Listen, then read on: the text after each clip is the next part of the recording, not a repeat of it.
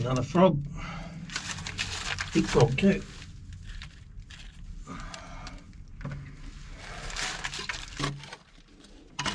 I'll explain why I like digging holes. It's something to do, digging holes. And where I am now, there's a few spots where I want to build up a bit of ground. So rather than just get fill in, I thought I'll just dig it out and use it. Also want to experiment with mud bricks. Another reason I need the clay. I'll use the clay, try to make some mud bricks. And at the end of it, I also would like a hole and then a tunnel. So the long-term plan is to dig down and have probably at least 2-3 feet of solid rock above my head, and when I get to that point I'll start digging horizontally. Now that may be when I'm about 20 feet deep, because I want to have around about 6 foot of headroom. I'm about 5'10", so I'm a short ass, but I want to be able to wear shoes, and so I think a 6 foot is about right. I don't know how wide to make it yet. I'm thinking maybe 4 feet. Doesn't have to be too wide, but I'm thinking 4 feet wide, 6 feet tall, with a arched roof, ceiling, whatever you want to call it. I'm just digging out the sump hole for the tin, so I can put the tin in there, and I'll dig out this bit here and try and reduce the amount of clay that just flows straight into there. I mean, it'll fill up anyway, but may as well make it less likely to fill up so quickly. And I don't really know why or where I'm going, but I'm going to go slightly. One direction is a great band, but it's also one direction is slightly uphill. So I'm going to go in that direction, because that way, as I go further, it's going to get more rock, in theory, or more ground above the top of the tunnel. There'll be more ground. And I still haven't decided yet whether I'm going to go down at a slight angle to get deeper and deeper. In some ways it sounds like a good idea. In other ways it doesn't. The main reason it doesn't, or two reasons: it'll get harder to push the rock up as I'm emptying it out.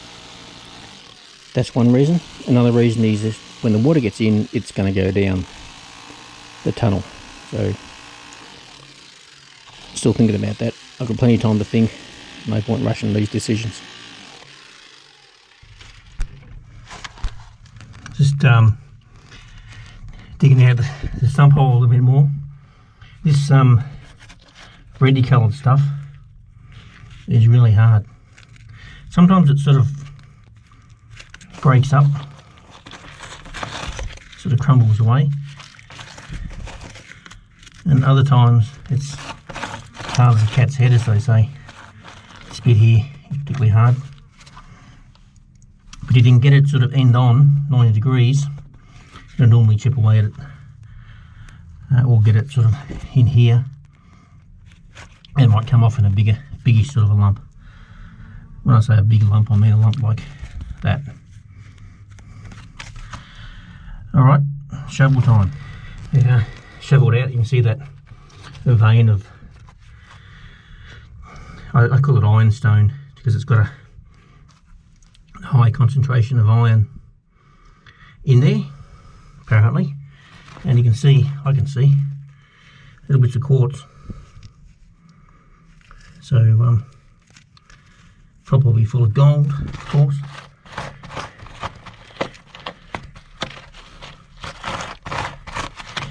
But I'm not in this for the gold, I'm in this for the likes and subscribes, of course.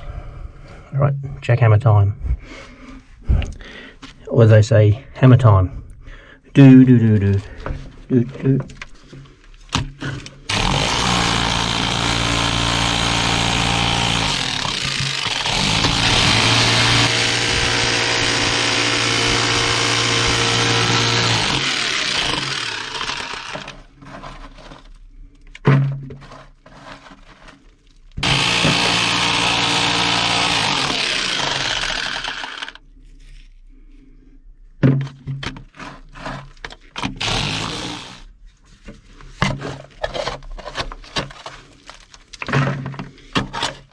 Get a bit hard to shovel out, such a small hole.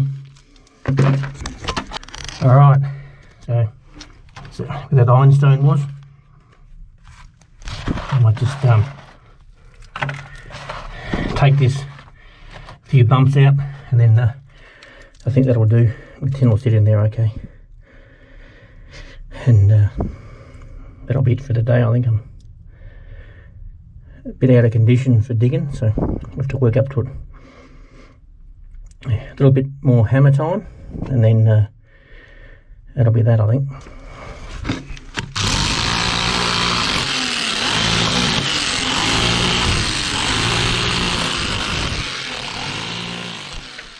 That'll do me for the day, I think.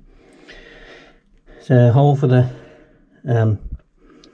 paint tin water pump sort of housing. Dug that out a bit.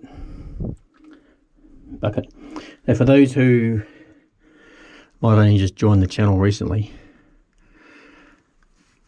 I'm a bit worried about this stability of the first part of the hole. I actually think it's okay, but I think the longer it goes on and the more water sort of runs over it and through it and washes out a bit of clay every time, I think eventually it will fall down. If you look in nature, you don't see too many vertical faces like this, because eventually they erode away and fall down. So I am going to dig down from up here somewhere, or up the top, down to probably here, around here, I don't know, somewhere. What's that, about 3 feet? And then around, and I'll see what it looks like when I get down to that depth in terms of how I think the rock is. I might get down a bit further. Not too sure what to do with this bit. I don't really want to dig down the hole everywhere down this far, so I'm not too sure what to do with that. I might put the concrete collar in, probably 100mm, 4 inches thereabouts, I don't know, with a bit of Rio, and then I'll see how it goes. So what I might have to work out how to do, if I put that in, is how to do, I put another concrete shoulder in below an existing one. I know it can be done because I've seen it done on big foundations of big buildings as they've been building them. They dig down, put a concrete collar in or concrete wall, and then dig down some more and they put another one in. So I know there's a way of getting the concrete up under the existing one. I've just got to work out how to do it.